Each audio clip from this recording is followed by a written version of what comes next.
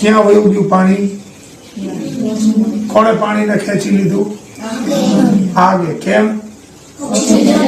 આગને ઓક્સિજન જોઈએ જ.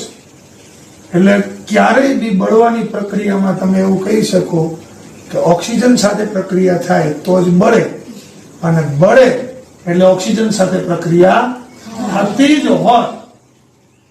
ગુજરાતી માધ્યમમાં બાળકોને ભણાવતી હવે બહુ ઓછી સ્કૂલો બચી છે કે ભાષા સાચવો ને તો જ સંસ્કૃતિ સચવાય. उठाओ, थोड़ा मुस्कुराओ और मन में ही फॉर्मूला बनाओ.